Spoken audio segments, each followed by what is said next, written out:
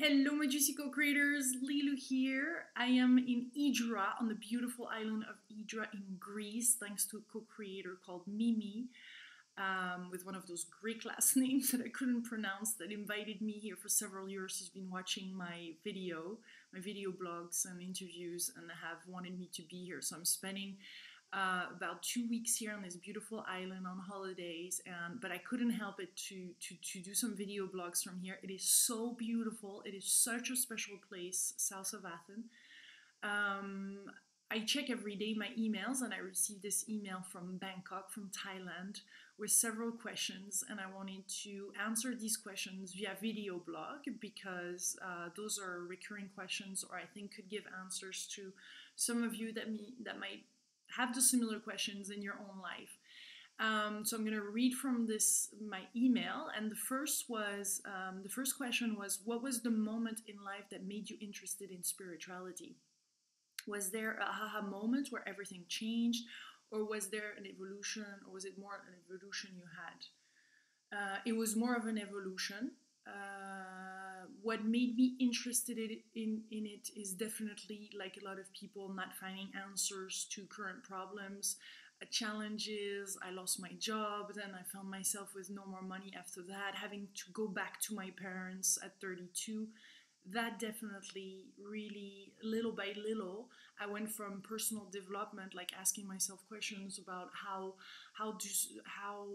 can I be more successful, or how can I let go of some past hardship, what have you, and then so wanting to heal, to at some point, especially when I had this crisis around money, the suffering was so intense around that, and there was such an identification to money, that I was starting to question and to want to reopen my heart and to follow my soul's journey. So it's been gradual, and of course The Secret, like a lot of people, did it, but before that there was some other things, and there was all those experiences, little bit by little, that accumulated to the point where I wanted to follow my heart, my soul's journey. And I thank all the time, and I have thanked in my book, the Baptiste de Pape, that is all about the powerful wisdom of the heart, because we had so many sessions on Skype, and he's not a professional, he's just a friend, following, just talking, and he made me understand that following our heart is one of the most important things, and following our soul and our soul's journey, and accepting and letting it unfold. So I was less resistant as it went to what was happening, and understanding there was something like in the invisible realm, a life force that was strong, and that was trying to guide me in a different direction than the direction I had headed. Not that there was something wrong, and that's another thing that I'm understanding, is that there's nothing really wrong with us. It's just that we're making ourselves wrong about it, and therefore the journey is even more difficult. But the spiritual part is still unfolding, and to me it is linked to knowing that we're all interconnected, that there is a divine kind of thread, and that there is piece by piece, one step at a time, life is showing us, and it's revealing us what could be the best thing to do next, that would be good for us. So following our heart, following our bliss, following what feels good is so precious. It's kind of like going from one wow to the next wow. And that's spiritual. To me, that's spirituality. Some people are very disciplined in that spirituality. I am not. I'm pretty loose about it and enjoying it. And there are some times where I would be more immersed in it, and some others not so much. When I'm on the Juicy Tour, meeting all kind of different people and interviewing people, of course I'm going to be more in tune with that aspect, and I love it, because each time I am, then my life accelerates. There is more creativity, there is more kind of, not revelations, but just like meaningful things that happen, that I'm like, wow, life is just not just random, and it's not just about setting goals and moving forward and forcing things. We have a destiny. there are so many interviews that point to that. I'm thinking of Robert Ohato that I've interviewed, a beautiful interview there we did in studio in Denver that talks about it. But there's so much precious information, and it's many aha moments once after the next that create that. I'm not one of those person like maybe Baron Katie or some others or Eckhart Tolle that have had all of a sudden this moment of realization. To me, it's gradual, and that's what's exciting. And I think that's what most of us are going through, and that's what I want to share with you. And I want to do more video blogs to share this journey, because we're all in this together, really. And there's this oneness, this international community, this connection that we have that is quite something. It's hard to define, and it's here, and it's happening to all of us, kind of in a synchronistic, similar, all across the world kind of manner. And some people are jumping on board, some people are having on this journey for a while, but we all have this unique journey, and yet we're discovering similar things, and that makes it so rich and so beautiful. So to me, spirituality is feeling connected to life, and being part of this flow, being part of this creation, knowing that we are part of this creation. I'm here in Greece, thinking of the Greek goddesses and gods mainly, all naked, oh my God, that you can see, and those temples, and my God, it's so rich in history.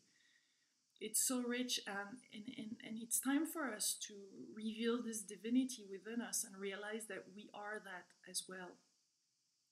Because we are that, and we're part of it, and not thinking that we are just a God in its own right and separated from the rest, but that we are part of this divine plan. So that's a long answer for this question number one. Let me see number two. I was curious to find out how you managed to reach so many different authors from so many different countries. Yes. That's the beauty of co-creation. Oh my God, I love it. Because yes, I receive suggestions throughout my website, throughout the liloumace.com, or I think there is also a forum on juicylivingtour.com of people that want to suggest authors in their area, some people that they like, some people that they went to workshops, even some authors put themselves, their information on this forum. So that makes it really, really wide and international. Having people watching those interviews from all around the world, it is definitely international, and I love that. I love traveling. I feel very international, and so it really feels part of my mission, and what I do best is to connect regardless of the culture or the country, and do those interviews in those countries and adapt as quickly as possible to the situation, to the country, to the culture, and then move forward and do those interviews really fast. And there's something really easy and spiritual, therefore, I think, into all this happening and unfolding. I would interview one person and it would recommend another. Usually I start with one person, one single person I know I'm going to interview in that country, in that city, and then everything unfolds from there. For example, last year in August, I was in Quebec. But just before that, I was planning to go in August, so I wasn't going to go in April, but I heard Oprah Winfrey was going to be there, so I went there to see her speak in the Big Bell Center. So I took a ticket to go there because it felt really, really great and joyful to me to go there, since she has inspired me to start those videos. And once I was there, then I realized everything that was really unfolding and really what was going on and why I had to go there. And I started a new book, I Have No Religion and I Like It. I started writing and started meeting people and doing all those amazing interviews. And none of that would have happened without this kind of, just without me following my heart. So to go back to your question, it really happens from one just heart decision. And I choose the people that I choose to interview because I really feel that they have something beautiful to say. They're as close to their teachings as possible, meaning we're all human, but they have this this kind of pure side to them, or this excitement, passion. There's no woohoo kind of strange things, even though if some topics are really out there, there is this realness and they live their truth. There is this authenticity about them, and I try to get as close to that as possible. Of course, it's subjective, but I try to get my mind and analytical mind out of the process, and I go for really following my intuition. And it's immediate. It's like it's already there. It's like already a blueprint is there for me. I immediately know I have this connection to this person. Some people, unfortunately, I meet them, and it was planned that I do the interview, and then I have to do this really hard one to say no to them, because I feel it's not the right timing, or it's kind of like I can't hear them. So they're speaking, but I can't really hear them, and that's to me a sign that it's definitely not the time, or there is some inauthenticities there, or something hanging there. So I just cancel the interview, even if they flew in to do this interview. So that's the hard part, and a lot of no's, because there's so many people. To me, we all have wisdom and some things to share. So it's just a matter of timing and feeling right, and honoring also my timing, and just meaning, I can't do 100 interviews in 2 days. So it's a matter of also respecting that, and following the flow. So that's how I do it, through that form, and then I export it when I go in a different country or place. In October, for example, I'll go to Morocco, and there I'll get out all the different names of people, and I already have some suggestions, etc. So that's how it is. Then she says, it was particularly impressive how you interviewed people like Jack Canfield, Wayne Dyer, and David Icke, because they must receive thousands of letters and emails a day, and yet you managed to do it. How did you do it? Well, it's each of those three people happen in a different way. How did I do it? I definitely get that I didn't do it on my own, because we're connected and I have some serious help from those angels out there, I can tell you that much. Jack Canfield was through a person that watched my videos and interviews that had interviewed him. And he or her, I can't remember, connected me and said generously and co-creatively, here's his information, I'm going to ask him for an interview, I'm going to put you in connection, in contact. So that was a blessing.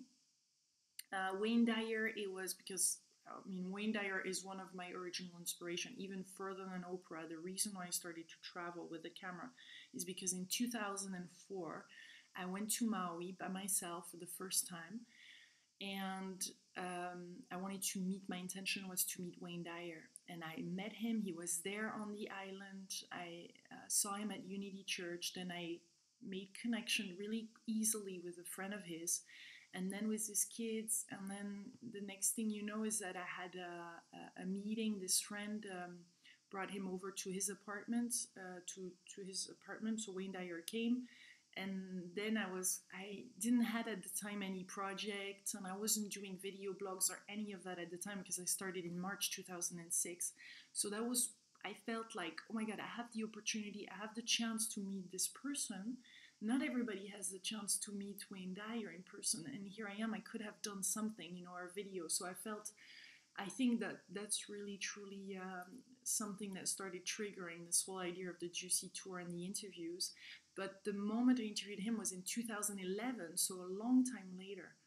And I really wanted to interview him. I was on the Juicy Tour in Hawaii. I knew he'd spend months of summers on Maui, on the west coast around Lahaina, and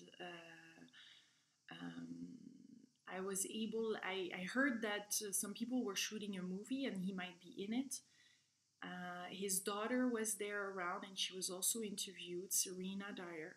And seeing Serena and hearing what she had to say, I said, I want to interview her so much. So we set up an interview. We did this beautiful interview, actually, that went all around the world. It's such a beautiful video. Check it out. She was 26 then, and she hadn't written her book yet, and it's just beautiful, beautiful moment.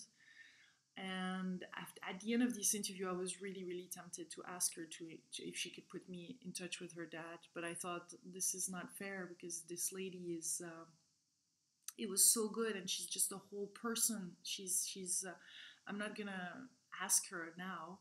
So I let it go, and I said, if I'm supposed to interview Wayne Dyer, it will just happen naturally. And I was leaving, I think 2 days later or something like that, Maui. And within 10 minutes on my way back, she called and said, my dad said, if you want to interview him, he'll be ready, and you can stop by and do this interview, which I have. And the video has been just amazing. And then Wayne Dyer put me in touch with Anita Morgiani, and then spoke at every of his conference the following year about that interview I did with Anita, and let people know about my YouTube and the interview. So I'm really extremely grateful for Wayne Dyer, but this happened that way. And David Icke, I think I contacted him years and years and years ago. It was one of the first interviews, or very new interview. We did that over the phone. And then I had his personal email, and he does receive personal emails, but I think he remembered, or I don't know, I guess these people also follow their intuition, you know what I'm saying? So there is a kind of divine timing, and they know where I'm coming from. I want to interview them and do this interview, get into their world, not question too much, but question things, yes, but do it in a warm, friendly, fun way. And I think it's pleasant for people that are being interviewed, and they love it. And then we can do another interview. So this latest one with David Icke was done in Wembley, London, where I interviewed him and in person, and he accepted. And there was another person there that reconnected us. So that's why I'm less and less into the forcing mode, or into wanting things to happen, and more letting it be, and knowing that everything has its own timing. I think it's really, really important. And when I do conferences, I really speak out about that so much, because I used to open closed doors, and just go fully into it and fight for it. And I think there is something really sacred in life, and there's no need to push things or force things. And the more in the flow we are, and the more acceptant we are about the things that are not happening, then the new things can come in, and really this journey opens up really, really beautifully and naturally, organically. And that's what you want, because if you force things, then they won't exactly fit. It's like, and you have doubts, that means you have doubts. So I know how tempting it is, and I know how difficult things can be, and how we're tempted to force things or to push it our way. But this is not, I think, the way of in this new paradigm. There's shorter cuts. There is more in the flow and easy flow than that. Number 3, what was the most amazing and miraculous thing that happened to you ever since you have started going down this road? Have there been any coincidences that were mind-blowing? To me, the most mind-blowing thing is to do this YouTube channel, and to have video blogged and interviewed and travel. I mean, the whole thing, how it unfolded since March 2006 and before, but since the days I started this YouTube, has been amazing. And it's been a journey. I feel I'm on training wheels, and I hear a lot of people have this impression too, to be on training wheels right now, not too sure where we're heading, why we're called to do this or this thing. I feel on training wheel for interviews, still, even if I've done thousands and thousands of them, I'm still setting up my camera, I'm still traveling around, working through the donations of the people watching my channel. So all of that is really very, very, not fragile, but very magical. There is, in the magical, there is something really, it's kind of like you're walking on the line, and the line is showing up itself, the path is showing up one step at a time. It's so exciting. Oh my god, it's so exciting. I love it. That's thick, that's so juicy, and then the line becomes a wall, and you're walking there. in this intangible realm where you're fully supported and you feel blessed. So those are the, those are the miraculous things. There's many miraculous events, but the whole journey unfolds every day. There's a miracle that happens. Just to be here on Idra right now is a miracle. I mean, this co-creator I told you, Mimi, Mimi Luitputsu. Sorry, Mimi, if you're watching this.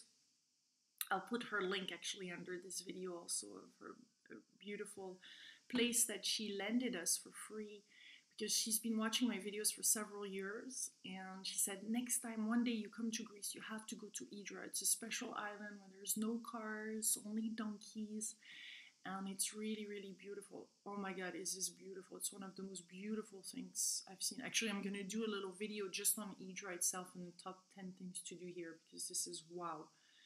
And that's a miracle. I mean, having somebody, which it helped her in her life, she decided to offer this apartment to us. So my boyfriend and his 2 kids, all 4 of us have been able to come here for a holiday. I mean, this is abundance. I post those videos for free, and there's so many different things that come. I love it. This flow, this exchange. This is miraculous. This is not how I was raised or what I've learned in a business school or studying or doing my dissertation. It's just so far from it, and yet it makes perfect sense, and it's natural. It's beautiful. So I'm mind blown to be here on Idra today and speaking to you and doing this interview from this computer and then uploading it. I love it. Oh my God. And having met a co-creator, Australian co-creator here on Idra called the 10. I mean, these are all like so every day there's something that happens. It's like, how does it get any better than that? Actually, I started doing a whole list. So many things there were, just from one person offering something to one other gestures to. And of course, it takes us to also be on this journey and give of ourselves and being present and being there. And I guess it's a question of resonance and vibration. Oh, and Megan Castron from Australia was just in Mykonos, which is quite far from here, but she was on one of the Greek islands too. I'm trying to get her to France before she goes back to Australia. But let me tell you, Australia is calling me. So that's maybe January, February, I don't know, but Australia is calling me now. I know it. From Athena being here, Megan, just Australia screaming. So I can't wait. Oh my God. Juicy Tour is going to come to Australia. Finally. I know. 4th question. At the moment, I am in a crossroad in my life and would like to quit everything, start a business and travel freely around the world. Pretty much what you're doing now. What would be your advice? What is, in your opinion, a way to easily manifest a goal like this one into someone's life? I must say that traveling around and doing those interviews and being dedicated to it is beyond my own aspirations, because you can't have enough energy or faith into such a project without like it being part really of who you are, of your mission and what you're supposed to do. Though I think we're all meant to travel a lot more these days and meant to expand in that way, because when we travel, when we eat well, when we travel often, this expands our mind and our consciousness. So I do think it is, I mean, of course, everybody can do it, because to me, there's nothing as easy as that to set up a camera, etc. But I've heard and know that it's not in everybody's personality to have that and manifest that in an easy way like I have, though there's a lot of work. So I couldn't tell you exactly what's your journey or what's the next step or if you should quit. I really do think that we have to be also responsible. I was fired from my job, so that was definitely time. And I knew from the level of stress I had reached that I couldn't continue like that, otherwise there would be a burnout or something. And I describe it a lot in my book, I Lost My Job and I Liked It. If you want to read that, it's in English. And that will give you an insight into that moment of my life at this time, how everything unfolded, because it's one step at a time, it's one sign at a time, and it's really following again your intuition, and it feels right. So this inner voice, you just know that you're meant to do this and it's time. And it's not like you can do an error anyway. If you go that route, maybe you'll discover something else about you or something else that you needed to hear, and then things happen and you take your path. So whatever you do, just do it from a place of calmness, a place of love, a place of self-respect and honoring, not because you're fed up with your reality or the situation, you know, because there are some lessons in those challenges. So you want to make sure you learn from it, you grow, evolve, and then you're ready from a gentle place, then to make the decision that is best for you, for your soul, for your soul's journey. So you can hear the ships. There's a lot of ships that come here in the port. We're about 5 minutes from the port. So that's that. And manifest easily. It all depends on your resistance to it. The less we resist, the more we follow the signs without determining already what is going to happen or how it's going to look like. Just being okay in the stillness, in this calmness, in the present moment as much as you can, doing your thing, doing what you most love, and then taking the next step. You take the next step, you know what the next step will be when it presents itself. We all have different journey, like we have a similar path. Our path is to love ourselves, give love, be love, incarnate love. And there's many different journeys to get there, and then there's many different walks, many different situations, job creations. There's so many jobs, so many creations that can be done now, more than ever. The society is changing. I've done this interview with Lilou on reinventing organizations. I'm reading his book. It is fascinating what some of the companies are coming up with, and how they're growing, and how the system is not anymore pyramidal. You know, it's really everybody. People are making decisions within the company. There's no more CEOs. There's some amazing shifts happening right now, and so there's amazing opportunities and job creations and entrepreneurships that are possible. Just follow your own rhythm and respect it. Respect those moments of silence. Know that you can have faith in this universe and you can trust it. You can trust that everything is perfectly ideal and aligned right now for your evolution. And that all is well, my delicious co-creator from Thailand and all others watching this right now. Has visualization been helpful to you, and in what ways? And that's the last question. Visualization has been very helpful, and I feel that after doing it for a while, then it becomes just natural. And you feel it, you visualize it, you integrate it. I believe that all those tools and the tools that I have on the 100-Day Reality Challenge, and I love the 100-Day Challenge.